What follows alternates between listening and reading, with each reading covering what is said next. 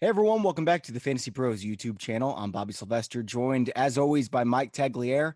Today we're going to be talking waiver wire pickups for week 11. We've got 15 players here to talk about, and they're all owned in less than 50% of leagues. So there's some players we won't cover. If you have more questions, we're going to be taking Q&A at the end, answering as many as we can possibly do.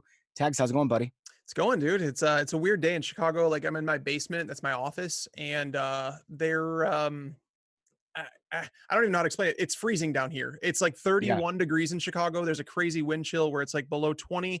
I'm just not ready for winter, is all. Yeah, it's not cool. It just means that we probably need to order pizza to make ourselves feel better. That's usually the solution, right? Absolutely. Okay, so we do have a giveaway that we have going on right now. We just gave away the signed Michael Thomas jersey. We gave away a signed Devontae Adams helmet. And now we've got a signed Dalvin Cook helmet for you all. You can go to fantasypros.com/contest. It takes about 30 seconds to enter. While you're at it, if you don't mind hitting the subscribe button, giving us a like on this page, it really does help us out. We're trying to get the word out that we're doing a lot more stuff on YouTube now. All right, Tags, let's dive right into it. And we'll start at number 15 with Lamar Jackson, quarterback of the Baltimore Ravens. But is he the quarterback of the Baltimore Ravens? That's the question, right? Is Yeah. like that everybody wants to talk about Lamar Jackson like he's the pickup to go and get. I'm not on that train just because I feel like you're going to be wasting a roster spot right now. First off, I think Joe Flacco is going to play this week. Second off, even if Joe Flacco doesn't play, we don't know if that Lamar Jackson's the starter. They've kept Robert Griffin III on the 53-man roster this Yeah. entire time. I don't know why they keep him on the roster if they were ever going to go to Jackson. So I still worry about this, man. I'm not grabbing Lamar Jackson as of right now, unless you're in a super deep league where you can afford to have a bench just sitting there on the like on your roster. Outside of that, I mean, we stream quarterbacks all the time. I don't think it's necessary to add someone when we don't even know if they're starting. I mean, it's a good point that he might not start. Even if the chance is 30%, though, I like the pickup because if he is starting, he's your streamer of the week at quarterback, right? I mean, is it even a question?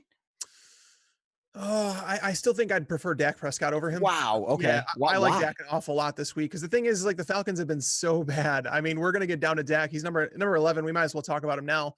Dak Prescott going against that Falcons defense. So they've allowed at least I want to say it's 334 yards and to every quarterback they've played like outside of Ben Roethlisberger, Hmm. and that's with the injuries that they've had pile up on defense. So it's in like 7 of the last 8 games they've allowed at least 300 yards passing, and the only game that they didn't was to Ben Roethlisberger when he threw for 250, but he also had 3 touchdowns. He only threw the ball 29 times that game. So Sure. watching Baker Mayfield tear apart that secondary, Dak Prescott, most people don't know this. He's a number 14 quarterback in fantasy football since week 4. That's better than Tom Brady. I don't know why people are continually sleeping on Dak, especially in a matchup that could turn Yeah. into a shootout in Atlanta.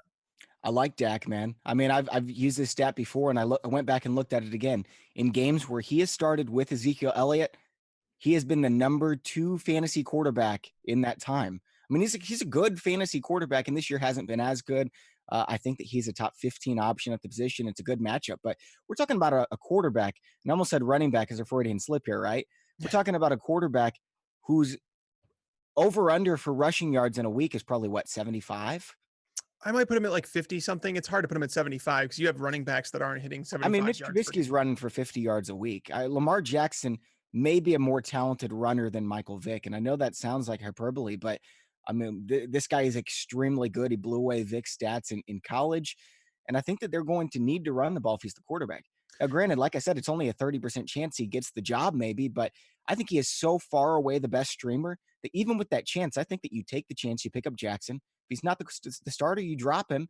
And if you don't have Dak Prescott available, so what? You pick up Marcus Mariota or whoever is left because the difference is like zero point 0.5 points in projections, where the difference between Jackson and Prescott's like 3, 4 points. Yeah, no, I mean, I understand what you're saying. I think what the lesson here is like Mhm. if you only have like a 5-man bench, 6-man bench, like a standard league would, I just can't afford to sit a quarterback on the bench and like have another one in my lineup and have to carry 2 of them, for the remainder of the season. I'd rather stack Okay. up guys like, that were like maybe that might not be on the waiver wire list this week, but guys like Spencer Ware, guys like Malcolm Brown, you stick them on your bench instead of Lamar Jackson, just because if you really need to, I'm guessing you could probably go to the wire and get him if you really wanted to. Now you mentioned Malcolm Brown, and I've come around to the idea that I think Rod Smith is the better pickup. Obviously, Spencer Ware's number 1 for both of us, but if you're picking up backup running backs and now's the time, Spencer Ware's 1 for me, and then Rod Smith is 2 because of the offensive line, because it's a run heavy offense, and because I think that he would be the workhorse. They don't really have anything else on their depth chart. I liked Rod Smith before the season, but I've kind of soured on that a little bit because the Dallas offensive line hasn't been what it was supposed to Yes, be. they're not rock stars anymore. Yeah, No. without Travis Yeah. Frederick, it's been a little bit messy up the middle. They've had some issues with the young players on that offensive line. So, I Mhm. mean, Zach Martin got dinged up last week. I know he returned. So there's some question marks about it. So I would rather have Malcolm Brown just because he's like the clear cut guy behind Todd Gurley. They haven't even had John Kelly active. Not to say he wouldn't play some sort of role, but Malcolm Brown has looked good in his time that he has played. It seems that way. I'm not sure. I would think it would be a split with maybe Kelly even having the upper hand. I like Brown, but I just don't know. With in Dallas, I think we do know. Anyway, let's move on. And at number 14, we have Marcus Mariota. Now you like Dak better, but Mariota's not a bad play either. Now that he seems to be healthy, we're kind of reminded of why we thought he had upside, right? Yeah, for sure. And that's the thing. So when you give Marcus Mariota some time, he's going to be a better quarterback. Obviously, getting the ball in Corey Davis's hand is going to be a priority for them. It's been all season. And the reason you want to like him is that the Colts pass rush has not been able to get to the quarterback. I want to say that they don't have a single sack over the last couple of weeks, and that's worrisome, right? When you're talking about Marcus Mariota, his offensive line has let him down at times, but I think they're going to be relatively healthy for this game. We saw Derrick Henry like starting to run the ball a little bit better. There's just a lot of things with Mhm. this Tennessee offense that they're starting to get better as weeks go on. Not only is Marcus Mariota getting healthier, but with the run game starting to establish itself, with Jonnu Smith starting to contribute something to the offense, Mariota's solid. And the thing is, you always wonder, will he run the ball? And I think that he can run the ball against Indianapolis. So I think he presents a solid floor for a streamer. I just prefer Dak's upside this week. And they have to win. It's a tight playoff race, right? Who's going to win that AFC South? Is it going to be the Texans or is it going to be the Titans? I think they're Uh, both dangerous. Like you don't no one's gonna pick them to win the Super Bowl or anything, but if you play them right. in the playoffs, you're like, "Oh crap, this sucks." I'm gonna go with the Texans. They've overcome a Yeah. lot on defense. That secondary's played a lot better than they've been Mhm. expected to, despite the injuries that they've suffered. They should have Aaron Colin coming back this week. Jonathan Joseph should be coming back. They just have a Yeah. nasty pass rush, and their offense can play like a ball control style offense. And obviously, Deshaun Watson's getting healthier. Yeah, I think this offense is going to improve as the season goes on. I do think it's gonna be the Texans. Maybe Titans will sneak in and get a wild card there. We know the Chargers are gonna be one of the teams. We'll see what happens with the other spot. Now, Tex, before we move on to number 13, I saw somebody ask in the comments, "How's your dog doing?" I wanna know as well. Oh, he's doing good. He like obviously getting him back from the animal hospital, like that was a weird week, man. It was Yeah. I hadn't been through something like that in a long time, but he's doing good. He's back home and he's pretty normal. So I mean, I Good. appreciate you guys asking. I appreciate all the thoughts that everybody gave during that time. So yes, thank you. He's doing awesome. All right, number 13, Dante Moncrief, clear-cut receiver 1 for the Jacksonville Jags. I'm not sure how much it matters though, because Blake Bortles is the quarterback. Yeah, that's the thing is like you like especially this week. I don't think that you need to pick up Dante Moncrief. They're going against Pittsburgh, and some people might be like, oh, it's going to be a shootout. Not necessarily. No. Games in Jacksonville. It's hard to like love anybody from this team when you have Blake Bortles throwing the ball, but he's Mhm. going to have Joe Hayden shadowing him. Joe Hayden, ever since he's taken over in shadow coverage, opposing teams have had struggles against Pittsburgh's defense. People have kind of like overlooked that because Pittsburgh was like a matchup you targeted in fantasy football over the first couple weeks, but ever since they made the change of moving out of zone coverage and letting Joe Hayden kind of take over in man, and with Dante Moncrief the clear number one target on the perimeter, I expect Hayden to be on him, which means you're not going to want to play him. Hayden's I done agree. well against Julio Jones, against AJ Green. He's done well. So yeah, Dante Moncrief, he was a fine bye week player because he was seeing targets and he was getting those air yards down the field. But going forward, I don't want him on my fantasy team. I feel like the clear, curve of a cornerback's career has always been consistent. They're really good for 4 or 5 years, and then they go down really steep. And it seemed like Hayden was following that. Then he kind of broke the mold. Like you never see a cornerback come back and turn into a really good corner again. Yeah, he was elite for a long time. Like he was a guy that you wanted to stay away from in matchups, Mhm. and like he kind of, he faded with the Browns, as did the entire team during that time, and they just kind of let him go.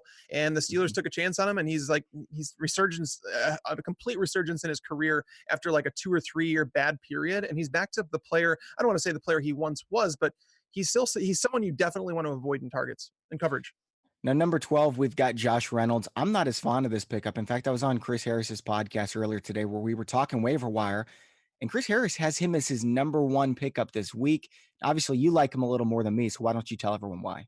Yeah, I don't think Reynolds is a bad pickup because we talked about in the podcast where the Rams do run a lot of three wide receiver sets. What you should notice is that when Cooper Kupp was out before, they had Robert Woods moving into the slot because that's a very important role on this team, which means that Josh Reynolds is going to play on the perimeter. When you have Brandon Cooks and him on the perimeter, they're going to mix and match. No team is going. I don't think any team can shadow Brandon Cooks, so I think that the teams just continually play sides. And when you talk about perimeter or slot targets, what are worth more? Typically, the slot targets are worth more. So I think Yeah. Robert Woods, I think his value increases a little bit because I don't think anybody out there thinks that Cooper Kupp is a truly elite talent that you cannot replace.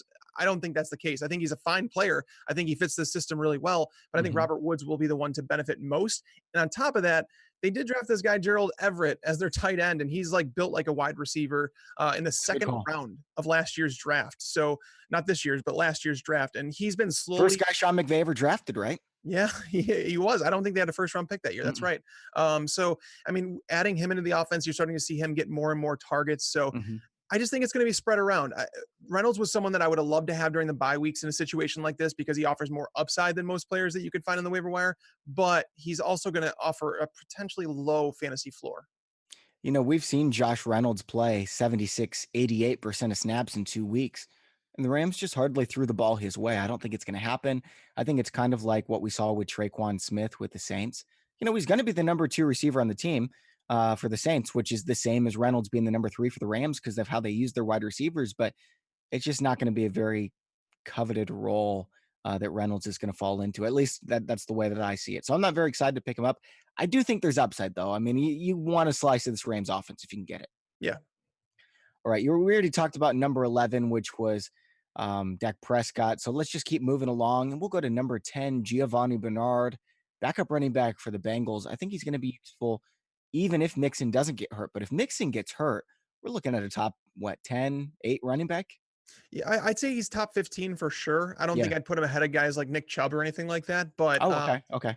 we talked with Michael Beller about this on the show just yesterday, and he brought up Giovanni Bernard when we were talking about players that you wanted to handcuff, and you don't need Joe Mixon to grab Giovanni Bernard off the waiver wire, but you do know that Giovanni Bernard would walk into 15 plus touches a week if Mixon went down. So yes, Yeah. that makes him a good guy to have on your roster because they clearly haven't trusted Mark Walton in any sort of a role in this offense.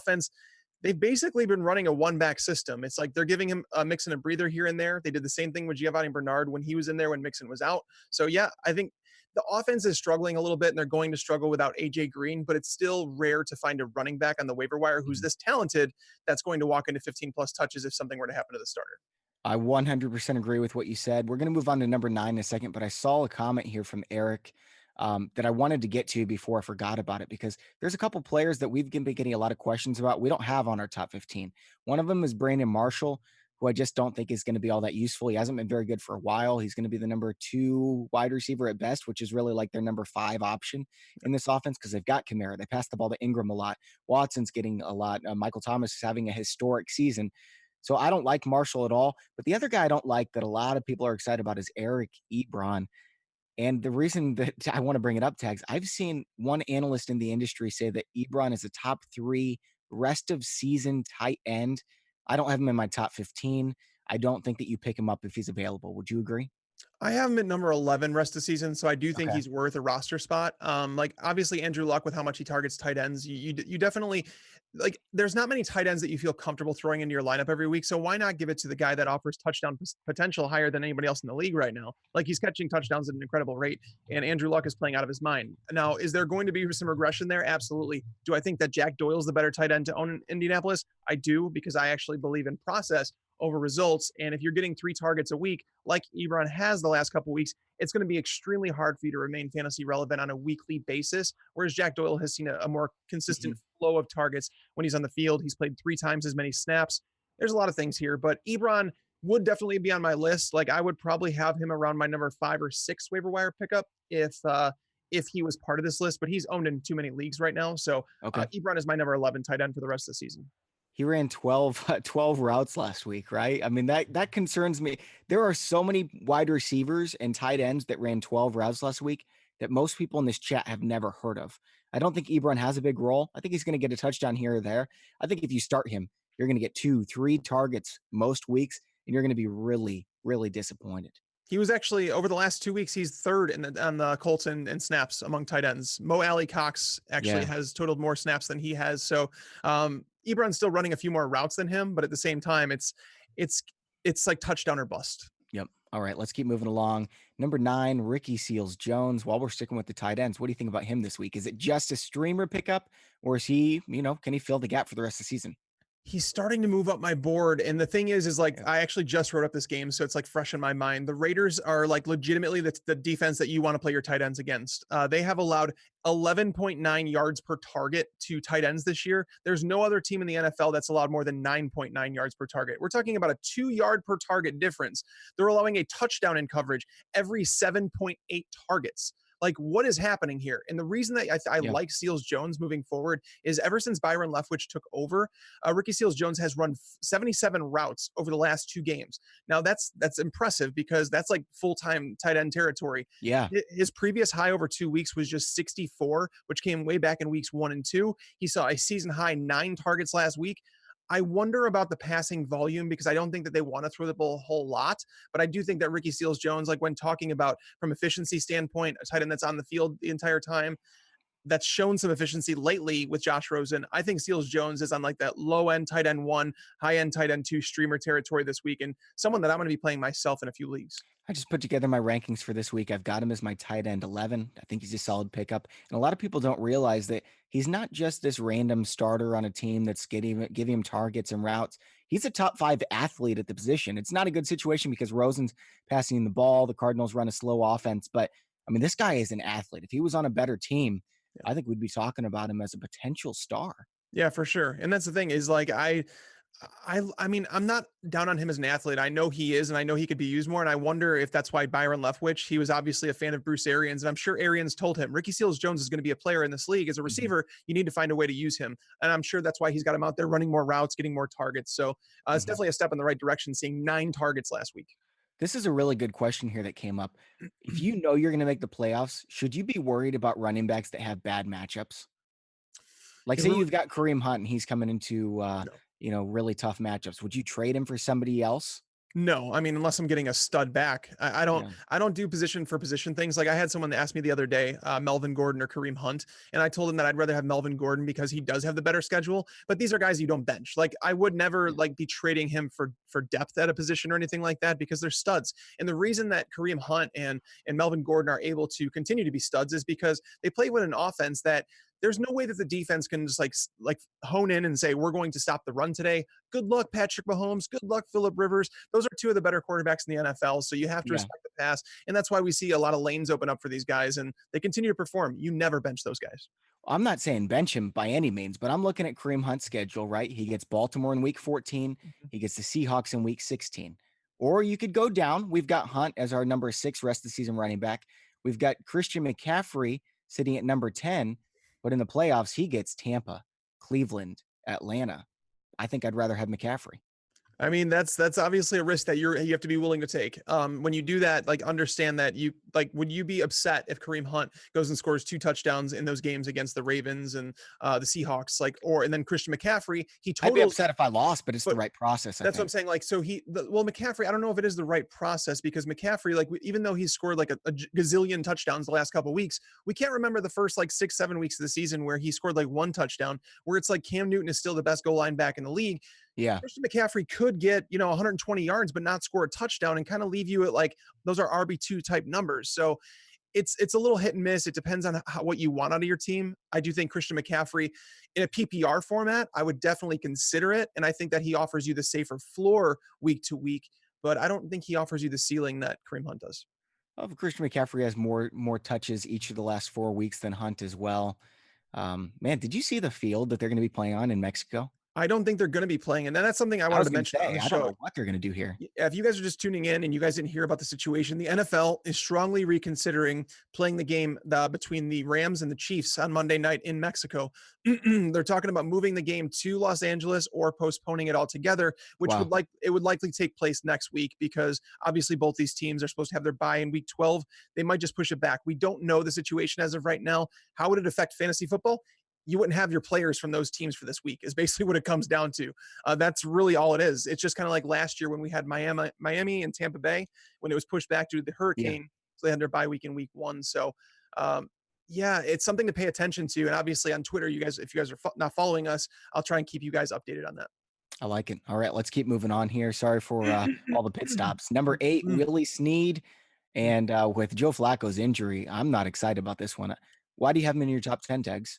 I had him there because I still think that Joe Flacco is going to play. And Yeah.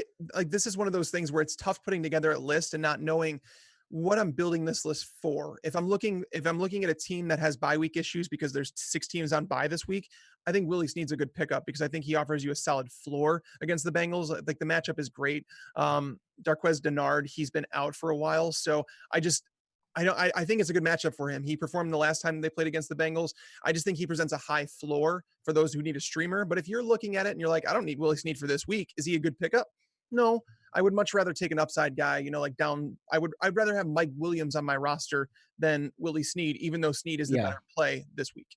Yeah, Snead's got some really good matchups coming up. Cincy, Oakland, Atlanta, Kansas City, Tampa. And he's been good. I mean, he gets his low on the season is 5 targets. Mm-hmm. You're not going to find that anywhere else on the waiver wire, right? Yeah, So yeah, I don't think he's a bad pickup. If Lamar Jackson's the quarterback, though, I would not want to. I won't have him as a top 40 wide receiver this week if that's the case. for sure. There are several better wide receivers. We'll get to those in a second. But first 2 running backs. Number 1, Theo Riddick.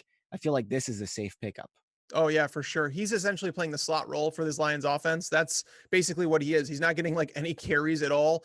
You have Marvin Jones, who's dealing with a bone bruise on his knee. You have Kenny Galladay, who's going to receive like so much attention now. Like, if Marvin Jones misses this game, Kenny Galladay is going to be double covered basically the whole day. So when you look at it and you're like, okay, Carolina, they actually have struggled against slot receivers. We saw Juju Smith-Schuster kind of go off against them on Thursday night. So I think Theo Riddick would walk into a whole bunch of targets. Like, legitimately, if Marvin Jones is out this week, I think Theo Riddick, I think you could literally put it in pen that he's going to see at least 8 targets in the game. And that's something that you can't find on the waiver wire very much, especially at the running back position. So I think the rest of the year he's going to have a role in this offense because they're lacking people to throw the ball to. And this defense is going to allow gobs of points. And they're going to have to need to continue to pass. And Matthew Stafford will get back on track. We've seen him play for too long at this point in his career that I'm not willing to write off Matthew Stafford that he's a bad quarterback or anything. Oh, not whatsoever. I mean, I do have him at like QB 15. Right, I agree. Yeah, but the difference between QB 5 and QB 15 is not really that much. So right. I think Stafford's just fine. And who would have thought that Riddick would come into Golden Tate's role? It makes sense. I just didn't see it coming. Yeah, I see a question in chat right now, and from Joshua asked, should I drop Jordan Reed for Kyle Rudolph? No, I would actually drop Kyle Rudolph before I drop Jordan Reed. Reed has been a disappointment, sure, but at least he's given you a fantasy floor. Kyle Rudolph hasn't even been targeted. Like, legitimately, he's an afterthought in this offense. So Kyle Rudolph, as far as I'm concerned, he's a streamer in great matchups where you anticipate Kirk Cousins throwing the ball a lot, but the Vikings defense is all of a sudden playing lights out football again. So that's why you've seen those pass attempts come down in the last few weeks. I've got Rudolph tight end 16. I've got Watson tight end 17, just to give you an idea. Like, they're in the same neighborhood where you can stream them, 30% of matchups. Besides that, though, I don't want to play Kyle Rudolph. So I agree. I would drop him. Now, number 6, we've got Elijah McGuire.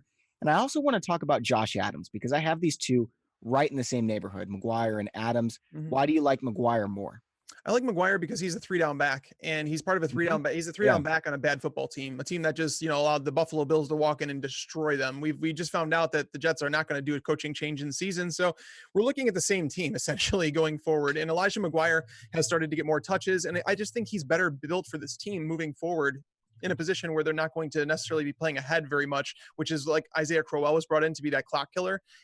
They're not going to give the ball a lot, and he hasn't looked very good as of late. So McGuire is getting healthier week over week coming back from that foot surgery. So I think McGuire, it's rare to find a running back on the waiver wire who's going to see 12 to 15 touches per week. And I think that's what we're looking at with McGuire. Even though it's for a bad team, targets are worth more than carries, and he's going to get those too.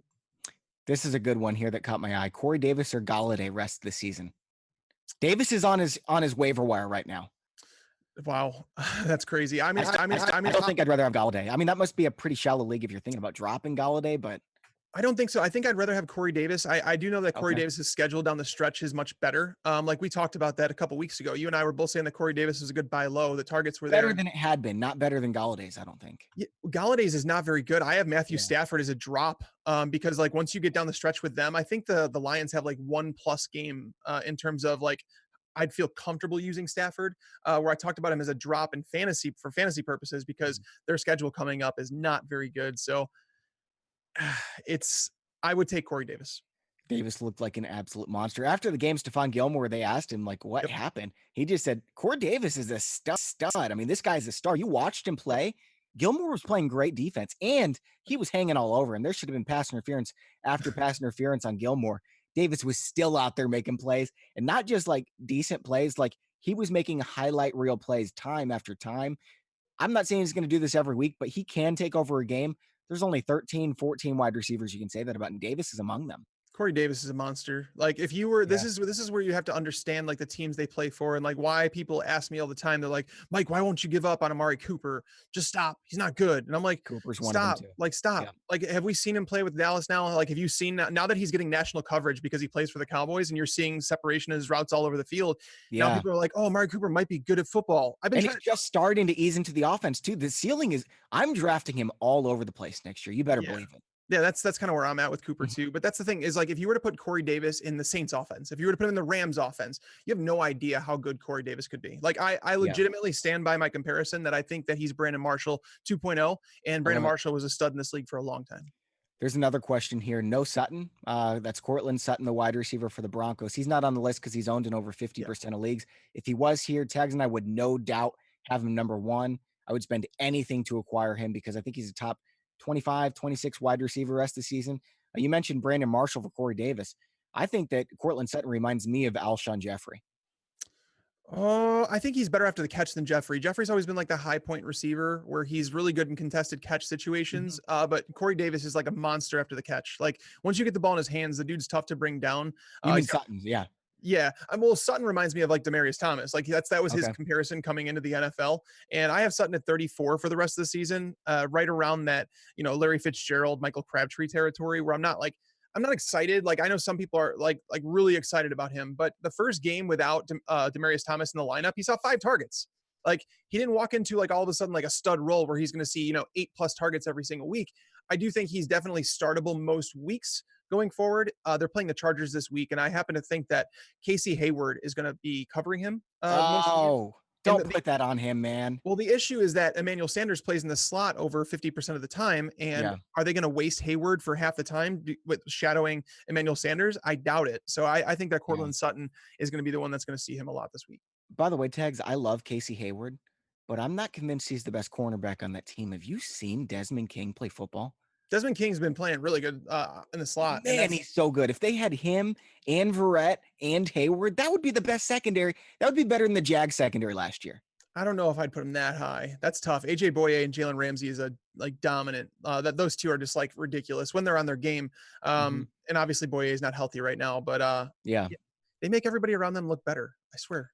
Hey, let's keep moving, man, because we're we're Oh yeah. taking this pretty Use him in this offense because like they had Will Fuller in that field stretcher role. DeAndre Hopkins has been the 10 to 12 target per game guy. He's a possession style receiver. He's going to be the go-to guy when things get messy for Deshaun Watson. They have Demarius Thomas, who he's an older receiver now. I think he's 31 years old, obviously not moving as well as he once did. He's still getting a grasp on the new offense. So who are they going to use to stretch the field? I wonder how they're going to use QT in the offense, but knowing that he's coming back from this, knowing that there's limited targets. They played 3 tight ends. They had 3 tight ends play more than like 30 snaps in week 9 before their bye yeah. week. It's because they're so limited pass catchers. So I think And the tight ends aren't good either. So if you have to do that, it's ugly. yeah, QT is walking back into 6, 7, 8 targets a Yep. game, and that's definitely valuable. So he's definitely worth a pickup. And I'm now knowing that he actually practiced with the team. I actually might move him ahead of a Devontae Parker.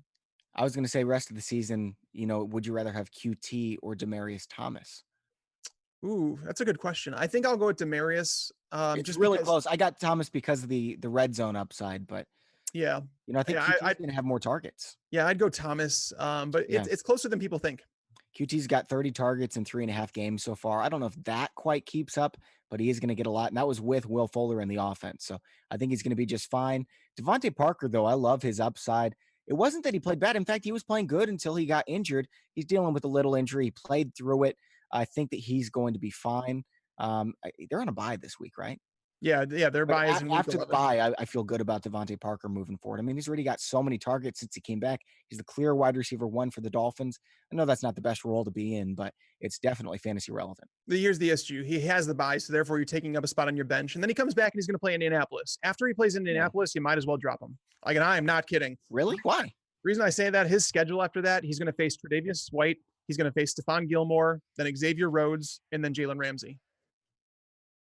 That's not ideal. That is not ideal at all. So, I mean, this is the point in the season where I'm starting to look at rest of season, like in terms of like their playoff matchups. And Devontae Parker, once he comes back from his bye, he's going to have a great matchup. I'm probably going to rank him as a wide receiver 3 against the Colts. Yeah. But after that, it's All right, man. Let's move on to number 3.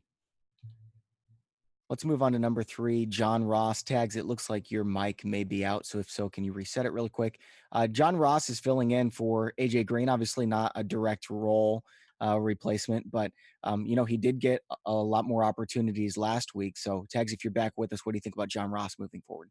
Yeah, Ross is like that type of guy that can like obviously turn a game over in one play. Like he's a field stretcher. They're using him they're using him in that role. Andy Dalton hasn't really been good throwing the ball. I think he's been intercepted 4 times when targeting Ross, but Tyler Boyd's a slot receiver. They need to stretch the field somehow. Alex Erickson is not going to come in and do that. They just don't have anybody on the roster. CJ Uzama hasn't been much. Tyler Croft has been out with an injury. AJ Green, I don't think is coming back. So I mean, Ross is like, he's probably going to see 5 to 7 targets a game by default. And all he needs is one. Like, he's the type of player that like one game can change your fantasy week. So he's like the guy that, like, if you're stuck, like, let's say Cooper Kupp went down with that injury and you need someone to plug in, like, I just want a high upside guy. I think John Ross is the guy. If AJ Green was out for the season, would you compare John Ross favorably to Deshaun Jackson?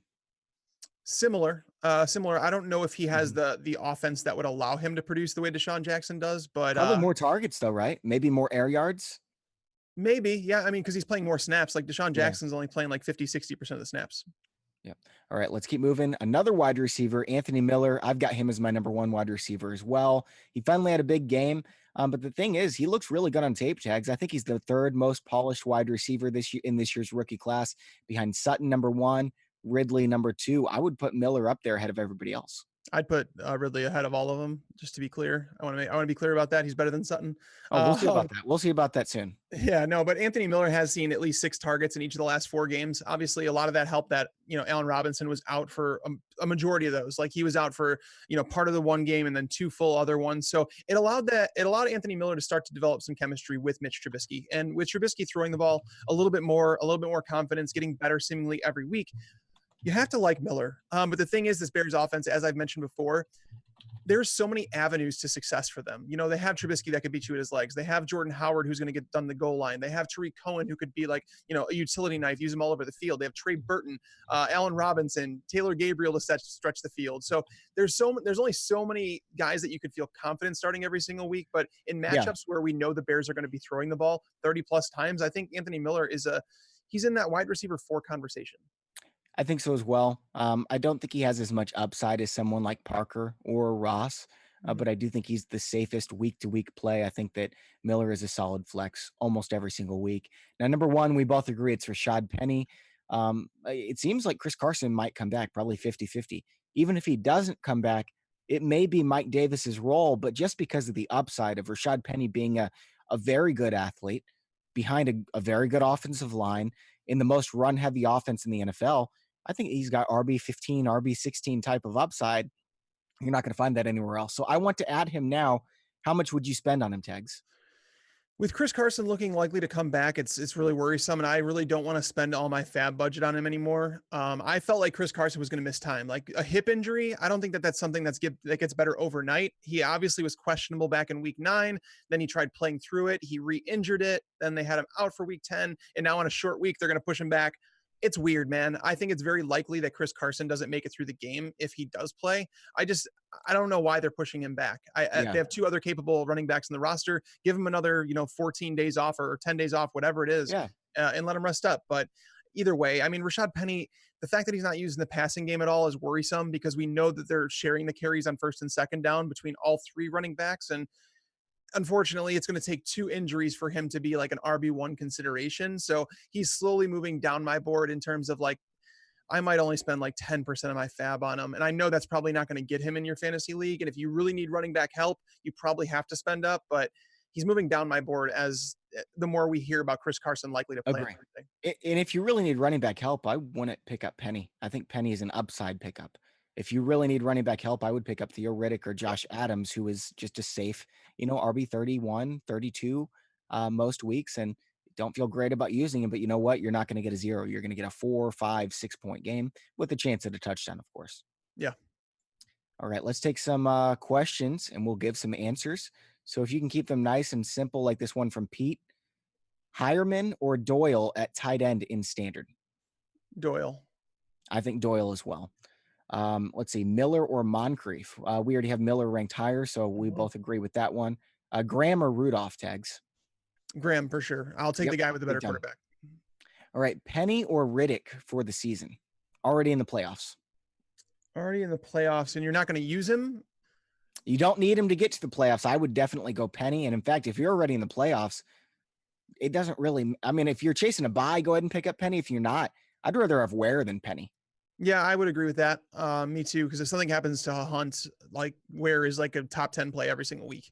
So, I guess I'd say Penny just because the upside's there. Theo Riddick is more of like the guy who's going to give you a high floor in an emergency. But if you don't need that emergency player right now, take the upside. Tags, how much do you trust Doug Baldwin moving forward? I've like kind of adjusted my expectations for him moving forward. Obviously, with it being a new offense, I probably should have adjusted it sooner than I have. But knowing that Tyler Lockett has scored a touchdown I think it's 6.8 targets this year. That's stupid. That's what I'm saying. That's not going to keep up.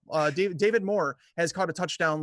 It's less than every 10 targets that he's seen. That's not going to keep up. So the fact that Doug Baldwin doesn't have a touchdown, I feel like some of that regression from those guys is going to start to tilt to Doug Baldwin. So, I mean, I'm not saying that he's a must play every week anymore. And I actually recommended as a sit last week. I didn't like him against the Rams and he had a bad game. Yeah. But moving forward, I have him in my top 36 wide receivers. I do think that he's still a guy that I'm going to play more weeks than I don't. So agree. I don't have the expectations that I did before the season with him. Obviously it's just not working out. The volume's not there in this offense, but I still think that I would rather have him than Tyler Lockett moving forward. And keep in mind, Doug Baldwin in the second half has just been a monster every single year. And he always starts out slow. Russell Wilson always starts out slow. So maybe he turns it on here. Do not give up on him quite yet. Let's see, Ridley or John Brown, Tags? For the rest of the season? Yeah, this is a tough one. It is a tough one. I'm going Brown. I think I love the schedule for them, and I think that he's going to get more targets. And Ridley doesn't have that many targets. He's fifth on the team in targets.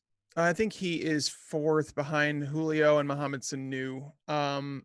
Don't quote me on that though, but I think he has more than Hooper. But yeah, Ridley was always going to have like some natural regression. He's not going to see 8 to 10 targets per game with Julio Jones there. Julio Jones demands a lot of targets. So I actually just looked at it. I pulled it up just to see, and I have John Brown 2 spots higher than Ridley for the rest of the season. So it's really close in terms of rest of the season. So I guess I'd say probably John Brown. I looked it up. Hooper has 55 targets. Ridley's at 49. That's interesting, man. Hooper is he a tight end 1 moving forward? No, he's been good. No. So the thing is with him, there's certain games where you can play him, right? Yeah. If you look at his game log, you'll see that there's 3 games that really stand out in terms of his target usage. And that's where like Atlanta has been awesome this year. They have totally exploited the weaknesses of teams. It's like something that we hope that teams do all the time. The Patriots have been excellent at it, finding a weakness in the opponent's roster and attacking it. I think they've done that. Steve Sarkisian's done an awesome job for the Falcons this year, and they've attacked those. And if you look at those games that Hooper had, like those big games he had, they were all teams who were like bottom 5 against tight ends. So I think he's a matchup play that puts him in like the high end tight end 2 like territory, but you almost kind of know when to play him. Yeah. All right, Tags, let's take 2 more questions here. I like this one. What do we do with Traquan Smith? Drop or hold? Drop, unfortunately. Signing Brandon Marshall basically is just like after signing Dez and then they move on to Marshall, it just tells me that they're not satisfied with what they have on the team right now. And someone posted earlier, this is just hilarious. If you started Traquan Smith last week, they scored 51 points and he had 0 targets.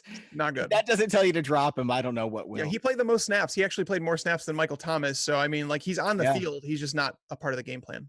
All right, here we go. Let's finish with a trade here. PPR, trade Aaron Jones or Nick Chubb for Joe Mixon. Looking at week 15 and 16 matchups. Tags, your mic is out again. So I will answer this one really quick. I would definitely take Mixon. I know Chubb and Jones just had big games, but Mixon is the boss here. Mixon is going to get more touches. I think that Chubb is going to get a fair amount of carries, but Mixon is game script proof. And with AJ Green out, I think they're going to have to use him an absolute ton. So this one's not especially close for me. Tags, do you agree? Are we excited that Hugh Jackson's coming back? Oh, no. He That might that help them beat the Browns, though. that can't be good, right?